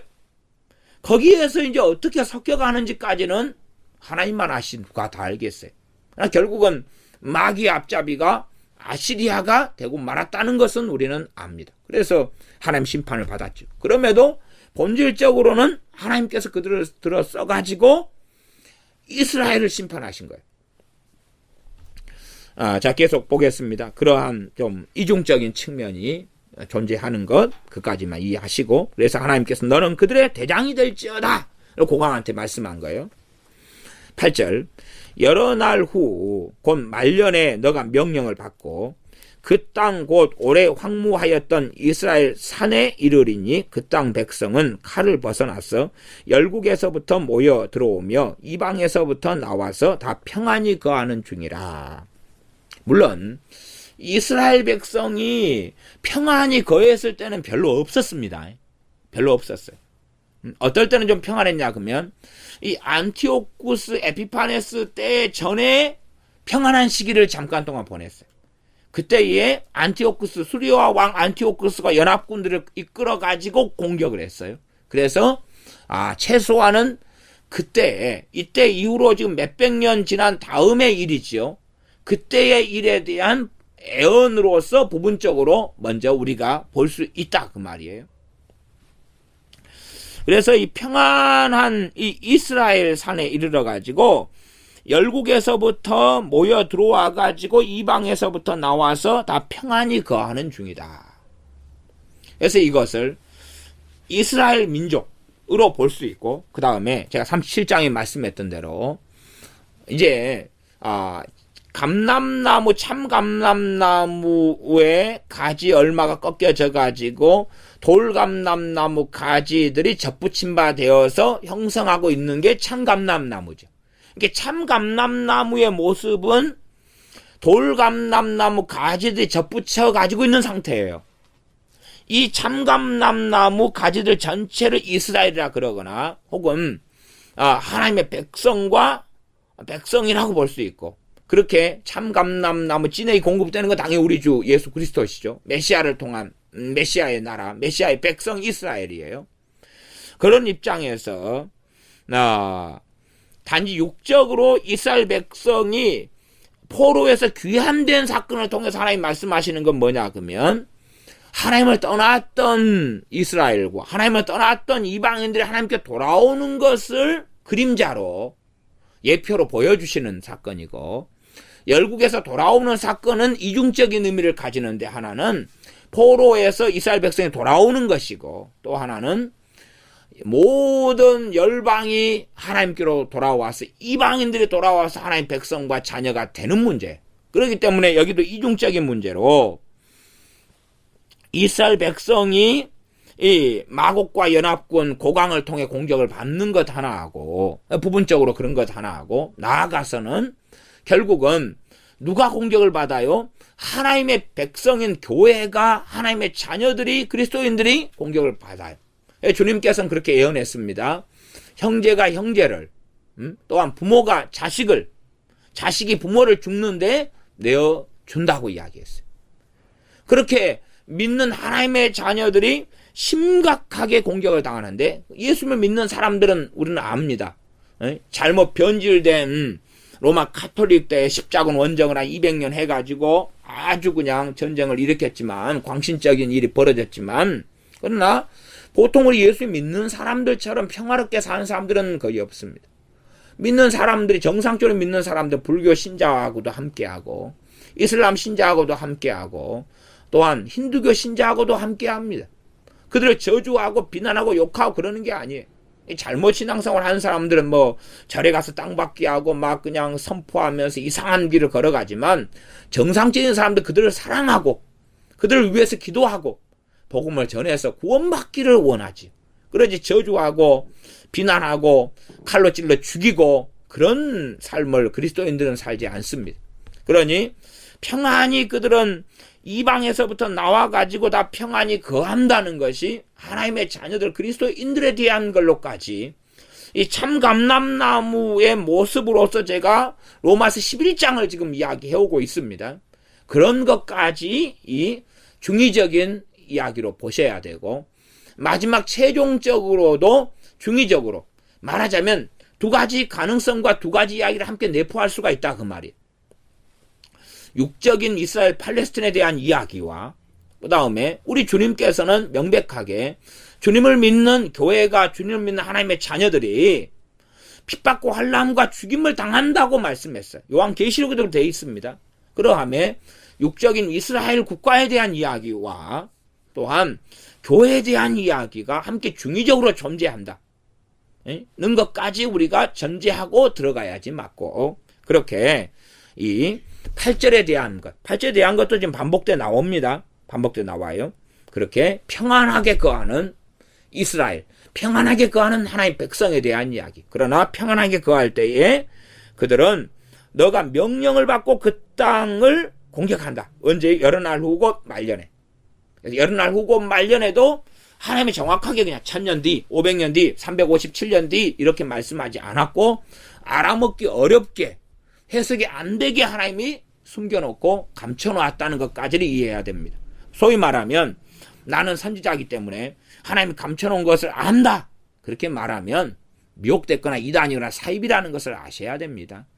그래서 말세 내종에게 말하지 않고는 참 그거 기나고동이나 인용을 하는데 상당히 자기에 대한 이 과된 망상증에 빠져있는 정신질환자에 불과합니다. 자기를 모세하고 비기려 그러고 자신을 구약의 선지자들하고 비기려 그러다니 그런 삶부터 먼저 산 다음에 그 다음에 이야기하자 그 말이에요. 그들의 발끝이라 따라간 다음에 이야기하자 그 말이에요. 9절 너가 올라오되 너와 내 모든 때와 너와 함께한 많은 백성이 광풍같이 이르고 구름같이 땅을 덮으리라. 이들은 본질적으로 아수르나 바벨론이나 혹은 이 애굽이나 애굽왕 바로나 마곡이나 고강이나 연합군이나 본질적으로 강파하고 악한 사람들이라는 것을 우리는 알고 있어야 돼요. 이까지는 알고 있어야 돼. 이해해야 돼. 이들은 본질적으로 악한 사람들이에요. 강팍한 자들이에요. 그리고 하나님은 그들을 사용하셔요.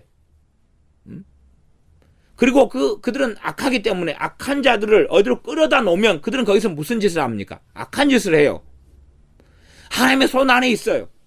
참 이게 이해하기 어려운 이러한 난해함과 비밀에 속한 부분들이에요. 알 수 없는 그런 난해함. 컴컴한 어둠을 손으로 이렇게 짚고 다니는 것처럼 이런 어려움이 있어요. 다시 9절입니다. 그래서 너가 올라오되 너와 내 모든 때와 너와 함께한 많은 백성 광풍같이 이르고 구름같이 땅을 덮으리라. 광풍같이면 굉장히 빠른 속도죠. 그다음에 광풍이 한번 불면 그냥 유라굴라 태풍이 불거나 광풍이 불면 모든 걸 다 무너뜨리고 파괴하죠.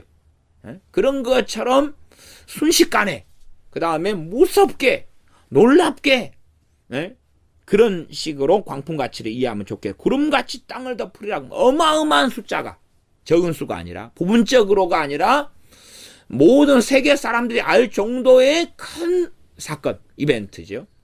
10절 나주 여호와가 말하노라 그날에 너 마음에서 여러 가지 생각이 나서 악한 꾀를 내어. 10절은 하나님이 그런다는 게 아니에요. 하나님이 아가를 꾀가지고 오는데 너 마음에서 악한 꾀를 너가 낸다는 것이지 왜 악한 사람들을 하나님이 쓰는 것이니까. 악한 사람을 쓰는 것이 악한 사람들 놔두면 악한 꾀를 내죠. 도둑놈을 저기 내가 돈을 갖다가 이게 5천만 원을 딱 현찰로 놔둬요. 도둑놈을 데리고 와서 그 자리에 놔두고 나는 사라져요. 그럼 그 사람이 5천만 원을 보면서 하나님 제가 도둑놈이었는데요. 회개합니다. 그럴 것 같아요? 싹 돌아가죠. 이런 일이 벌어지는 거예요. 참 이런 일이 신비해. 말하자면 하나님이 그들도 심판받게 하려는 하나님의 선고기도 하지. 악한 자는 그런 탐욕과 정욕과 그런 자리에 놔두면 그것을 악을 꾀하는 거예요. 악을 꾀. 그러면서 이제 마지막 세대인 교회도 이스라엘도 하나님의 심판을 벗어나지 못하는 거예요. 11절 말하기를 지금 악한 꾀를 내가지고 말한다 그 말이에요. 그 다음에 평안히 거하는 사람들이 누구라 그랬냐면 열국에서부터 모여와서 이방에서부터 나온 그들이에요. 그래서 그들은 어디에 거하냐면 이스라엘 산에 이른다 그러니까 이스라엘에 거하는 거예요. 소위 말 이스라엘 산에 거하든지 이스라엘 산. 이스라엘 산을 사실은 뭐라 그러면 시온산이라 그러죠. 시온산은 어디입니까? 하나님이 계신 그곳이죠. 그러니 이스라엘 산도 굉장히 상징적인 의미의 단어를 내포하고 있다는 생각을 하셔야 됩니다. 11절 말하기를 내가 평원의 고울들로 올라가리라. 성벽도 없고 문이나 빗장이 없어도 염려 없이 다 평안히 거하는 백성에게 나아가서 이들은 누굽니까? 앞에 있는 열방에서 지금 돌아와가지고 이스라엘 산에 이르는데 거기에 있는 백성들이죠. 그러니 중의적으로 한다면 첫째는 지금 팔레스틴에 있는 이스라엘이고 그 역사적인 성취가 어떻게 되어 왔는가 하는 것은 뚜렷하지가 않아요. 역사적으로 되어져 왔던 걸 추적하려는 많은 사람도 있습니다만은 성경에서 그 역사적으로 되어 왔던 걸 다 밝히지 않기 때문에 역사도 다 드러나지 않아요. 성경의 예언이 뭘 향한 것이라는 것을 밝히지 않으니까 아무리 추적해서 찾아내려고 해도 이게 코에 걸면 코걸이고 귀에 걸면 귀걸이고 애매함을 계속 가지고 있습니다. 하나님이 이걸 다 좀 어느 정도 감춰버리는 측면이 있는 부분이에요. 그렇기 때문에 겸비함과 겸손함으로 나아가고 교만함으로 나아가지 말지며 내가 부분적으로 이해하고 해석한다는 것을 꼭 알고 있어야 됩니다. 내 해석이 완벽하다 그런 문제에도 돼서는 안 되고 내가 대단한 선지자다 끝까지 가버리면 머리에 총 맞은 것이니까 꼭 정신과 약을 복용을 해야 됩니다.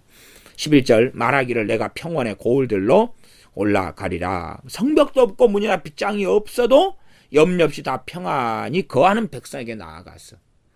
평안히 거하는데 그들은 준비를 하지 않아요. 성벽도 없고 빗장도 없고 그렇게 사니까 가서 그냥 쉽게 노력해가지고 그들을 파멸시켜버리고 빼앗아버리고 죽여버리는 거죠. 그렇게 하자고 악한 꾀를 자기 마음에 낸다는 것이에요.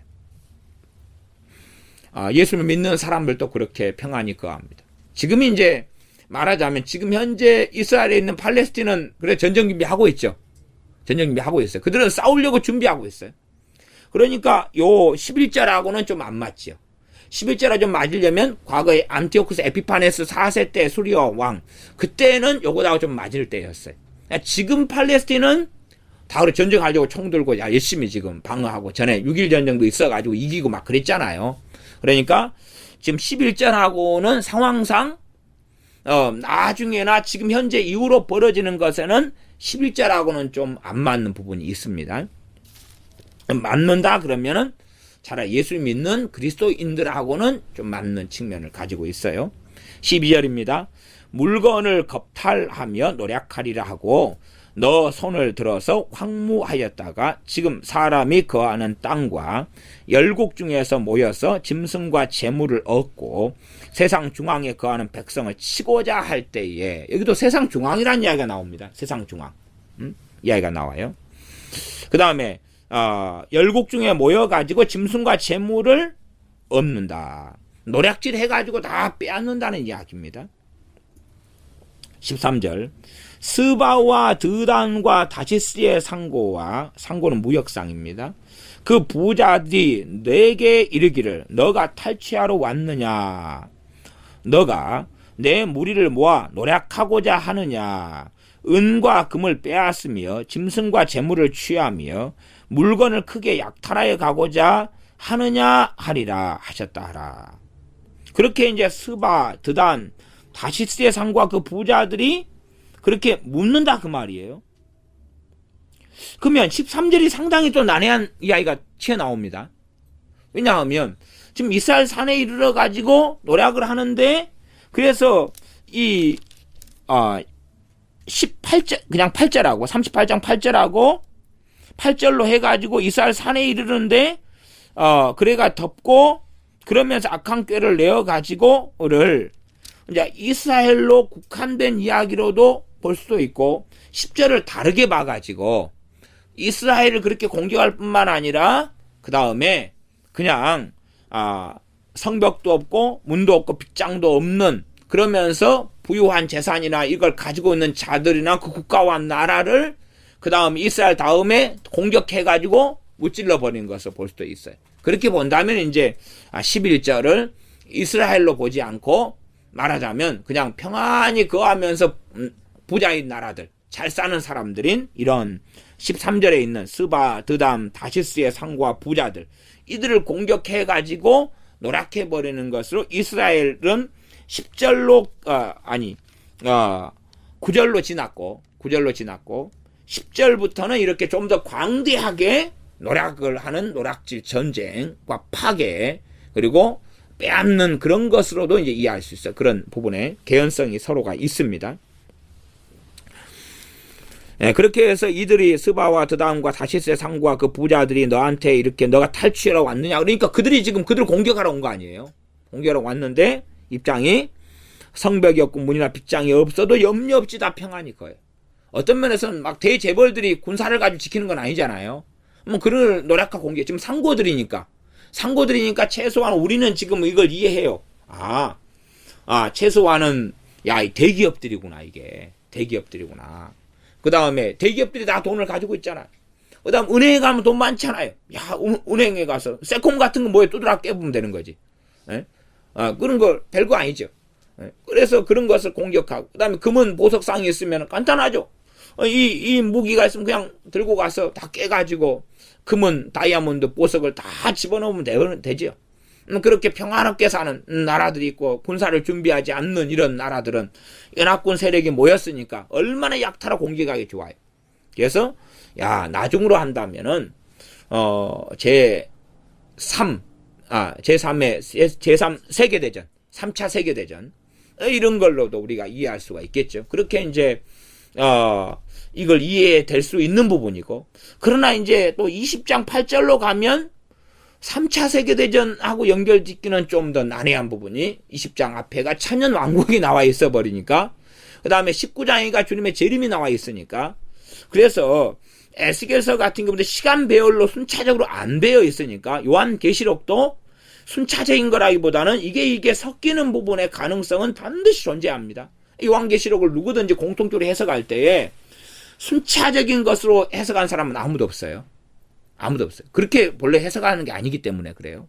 예, 그 정도까지는 우리가 이제 전제로 이해하고 계시면 좋겠습니다. 14절 인자야 너는 또 애언하여 곡에게 이르기를, 지금 곡은 곡왕이죠. 대장이 모든 연합군의 대장이, 넌 대장이 될지도 않으면 대장이 곡이죠. 그러니까 어떤 면에서는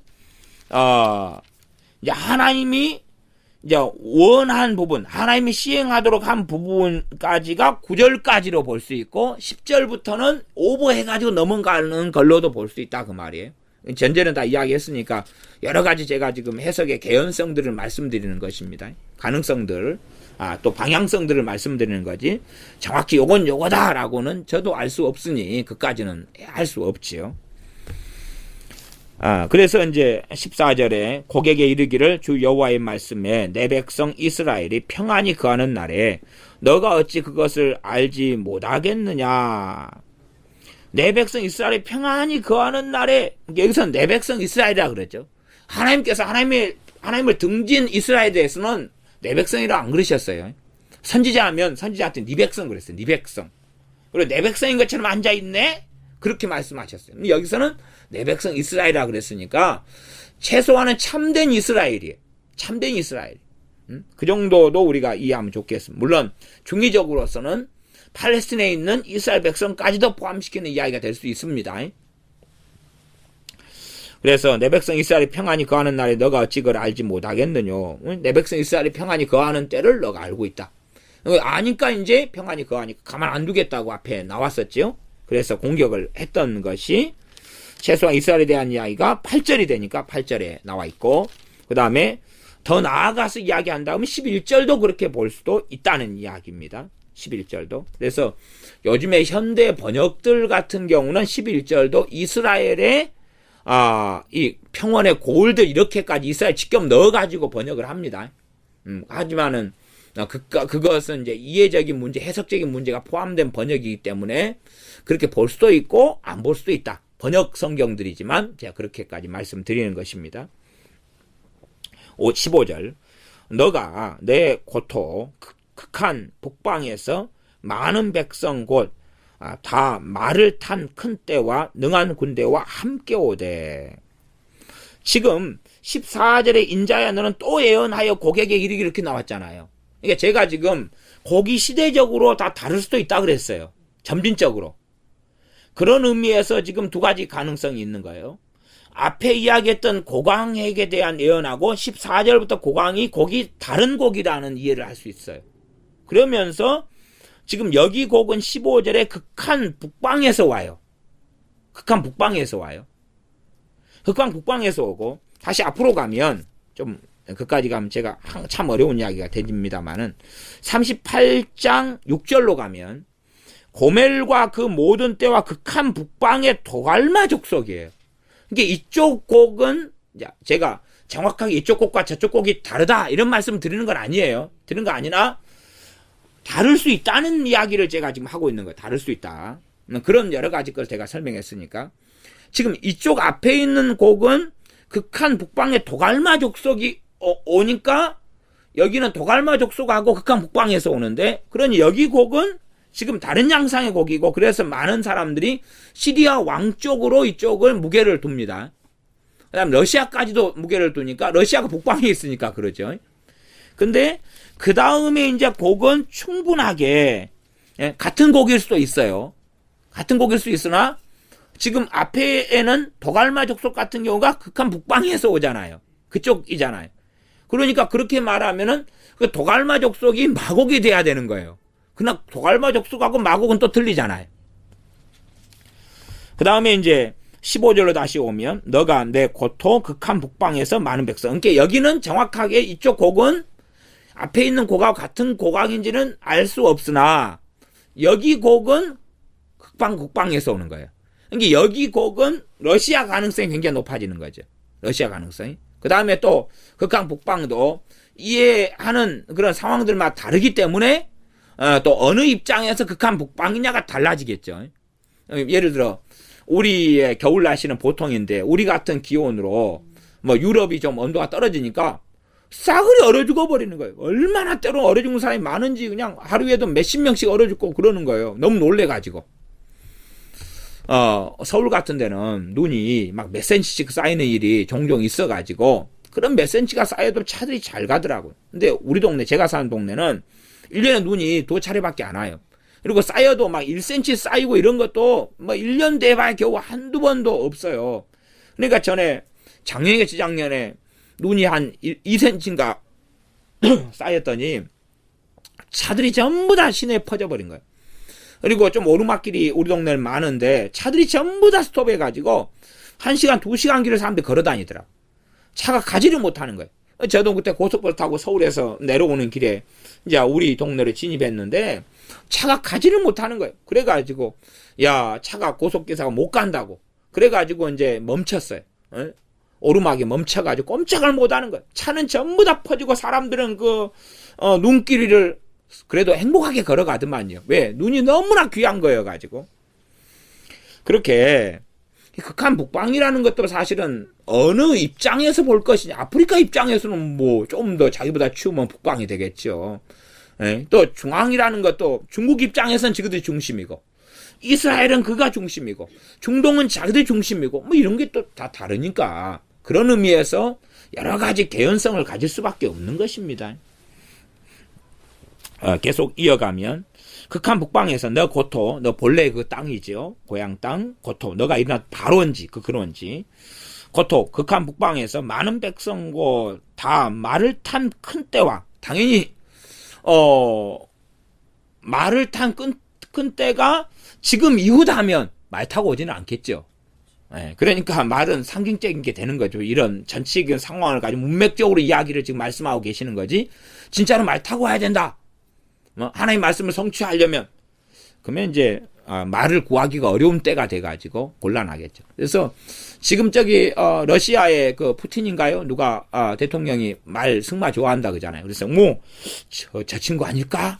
말 탄다 그랬으니까 혼자 타면 안 돼요. 같이 타고 와야 돼요. 그러니까 아마 그 친구가 승마하는 사람들이 될 거 같지 않을까요? 농담으로 말 타고 와야 되니까. 그래서 말을 탄 큰 떼와 능한 군대와 함께 오되 구름이 땅에 덮임같이 앞에 말씀하고 중복되는데, 똑같이 중복되는데 같은 말씀을 하기는 사실은 그렇게 중복되는 것처럼 보여서 같은 걸로 보이지만 사실은 다른 게 의외로 많습니다. 앞에도 이제 그렇게 온다 그랬는데 그냥 새로운 애언으로 봐야지 저는 맞다고 봐요. 왜냐 그러면은 14절에 보면 인자야 너는 또 애언하여 고객에 그렇게 나왔으니까 앞에 했던 이야기를 또 애언하고 그럴 필요가 과연 있겠느냐는 것이에요. 그냥 이스라엘에 대한 이야기 같으면 하나님께서 10번이라도 반복해서 이렇게 하시는 건 제가 이해를 합니다만은 고가한테 또 반복해가지고 또 애언하라는 것이 사실은 또 당시에 곡이 없다 그러면 또 애언하라 그러는 것도 좀 이상하죠. 이상해요. 천년 뒤에 누가 태어나는데 천년 뒤에 누구에게 그에게 향하여 애원하라고. 어디 있는데 어디 있어?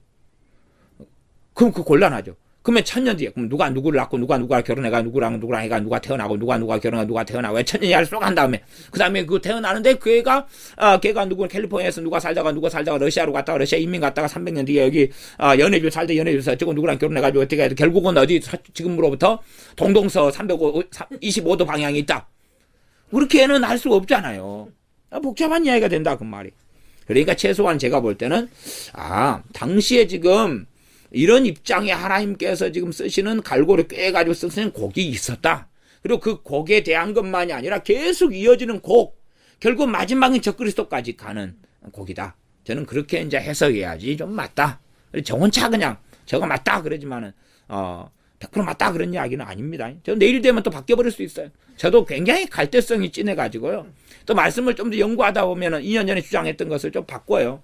그러니까 제가 극단적으로 이게 정확하다 이런 식의 말은 사실은 애언에 대한 것이나 이런 요한계시록이나 이런 부분에 있어서는 그렇게 이야기 안 합니다. 개연성을 가지고 이야기하지 제가 어찌 알겠습니까?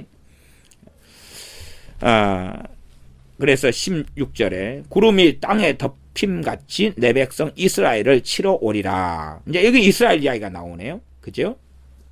그가 끝날에 그래서 이 현대 성경의 번역이나 좀 번역상으로 이렇게 의역을 많이 하는 성경은 여기가 이스라엘 나오고 앞에가 이스라엘 나오니까 11절 같은 평원의 고울들이 이스라엘로 그냥 번역해버리는 거예요. 문맥적으로.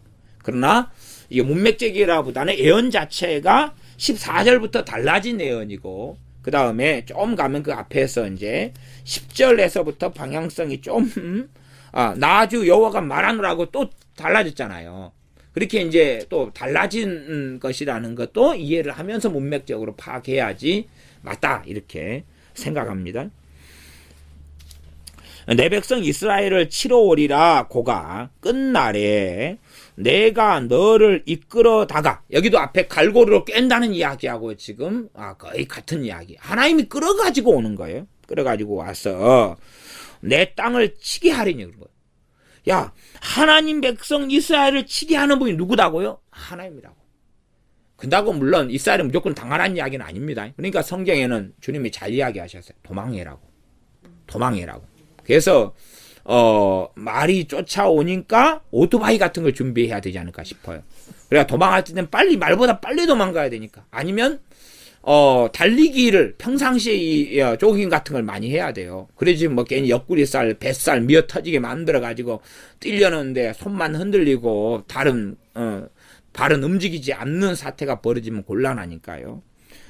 하나님께서 이들을 끌어다가 내 백성 이스라엘을 치게 하는 배우가 하나님이다 그 말이에요. 요한계시록의 배우가 하나님인 것처럼 역사의 주관자가 하나님인 거예요. 우리는 그 신비를 이해하지 못합니다. 우리 생각에는 하나님 지금 하나님 백성 친다 그랬잖아요. 그러면 앞에 있는 37장이나 36장이나 34장이나 이런 예언들도 메시아가 오시면 그러면 하나님 목자 되시면 그 다음에 완전히 해피엔딩에 완전한 하나님의 나라가 이루어지고 복강병해지고 열국의 수치를 영원히 당하지 않아. 그렇게 끝나지 않는다. 그 사이에 중간 이야기가 있고 또한 그렇게 해석하려면은 그걸 상징적인 해석으로 봐야 된다. 그리고 제가 설명을 앞에서부터 해오고 있습니다. 결국은 이스라엘 백성들에게 봐봐라. 지금 메시아가 온 다음에 그 다음에 그걸로 너희들이 이제는 보국 강병을 이루고 이 땅에 대단한 권세가 있는 그런 대제국이나 왕국을 건설하고 다시 핍박받지 않고 다시 배고프지 않고 그런 땅에 사는 걸 이해하면 안 된다. 내가 지금 이 곡왕을 끌어다가 그 군대를 끌어다가 너희를 공격하고 칠 거야 라고 하나님 말씀하시면서 계속 평안의 때가 되는 게 아니다. 이 땅에서의 역사는 평안 잘 먹고 잘 사는 걸로 결코 끝나지 않는다고 지금 선언하고 계시는 것입니다. 내가 너를 끌어다가 내 땅을 치게 하리니 이는 내가 너로 말미암아 이방 사람의 목전에서 내 거룩함을 나타내어 그들로 다 나를 알게 하려 함이니라. 어떨 때는 이제 우리가 아랍에서 6.1 전쟁을 통하여 6.1 전쟁 맞죠? 7.1 전쟁이었나? 6.1 전쟁 6.1이죠. 예, 간혹가 숫자가 아시죠? 예, 그래서 이제 그래가지고 이겼어요. 그러면 그것도 어떤 면에서는 이것의 성취의 부분이라고도 볼 수 있어요. 그래가지고 치게 했는데 와 역시 이스라엘이네 뭐 그랬잖아요. 근데 그런 것이 돼가지고 이방 사람의 목전에서 내 거룩함을 나타내리라 해서 전쟁 이기게 될런지. 그러나 요한계시록 20장 8절로 간다 하면은 그렇게 했을 때 하나님께서 어떻게 해버리십니까? 완전히 그냥 하늘에서 불이 내려와가 저희를 소멸해 버린다 그랬죠. 그렇게 해가지고는 어쨌든지 간에 하나님의 거룩함을 최종적으로는 나타내 주실 거예요. 그러나 이제 부분적으로는 하나님의 백성들이 핍박을 당하고 많이 죽을 것입니다. 죽을 것이어서 그 가운데 하나님께서 영광을 받으시는 거예요. 하나님을 부인하지 않고 예수님을 부인하지 않는 가운데 순교자들을 통하여서 하나님은 가장 큰 영광을 받으시는 것입니다. 그래서 산상수훈의 팔복 가운데 마지막에 사람들이 너희를 나로 인하여 너희를 핍박하고 욕하고 모두 악한 말을 할 때는 너희에게 복이 있다. 이 말씀하시는 가장 큰 하나님의 기뻐하시는 것이 우리 주 예수님 때문에 핍박을 당하고 고난을 당하고 심지어는 죽임을 당하는 것이 가장 큰 하나님의 거룩함이 드러나는 것이며 영광이 되는 것이며 믿는 사람이 환난을 당하면서도 주님의 말씀을 신뢰하고 또한 심지어 기도하지만 응답받지 않아도 주님께서 응답하심에 대하여 찬양하고 주님을 신뢰하는 것에 나아가는 그 길을 걸어갈 때에 하나님의 거룩하심이 가장 많이 이방인의 목전에서 드러나며 하나님의 영광을 받습니다. 이방 사람들이 굳이 다 목전이라는 것이 알게 된다는 이야기까지는 아닌 경우가 아주 많아요.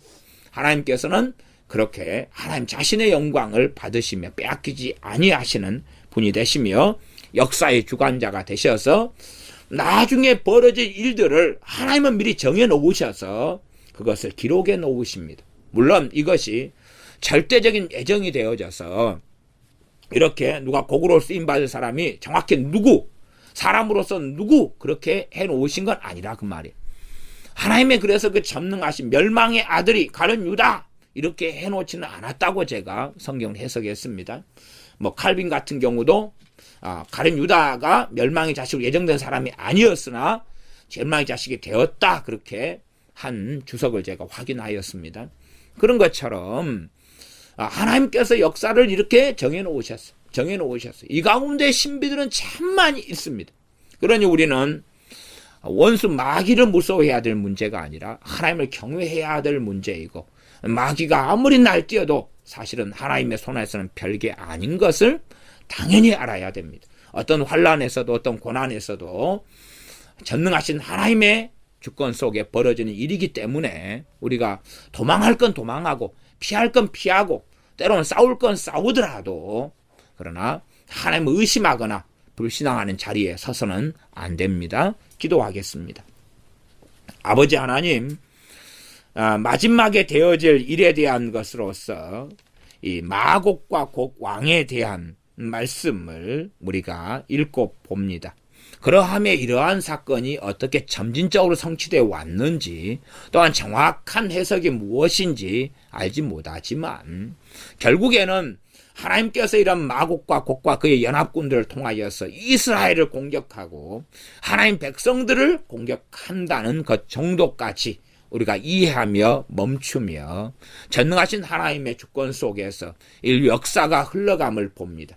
이 땅의 역사에서 완전한 어떤 하나님의 나라를 누리는 게 아니라 참으로 이 땅에 속한 것이 아닌 영원한 하나님의 나라를 바라보며 영원한 본향을 바라보고 우리가 살아가옵나니 하나님에 대한 믿음을 더 철저히 지키며 우리 주 예수님을 부인하지 않고 주님을 따르며 주님께 순종하며 성령의 인도하심을 받아 하나님을 기쁘시게 하는 그러한 믿음의 길을 걷는 우리가 되게 하여 주시옵소서. 환난 중에서라도 죽도록 충성하여서 생명의 면류관을 받는 우리가 되게 하여 주시옵소서.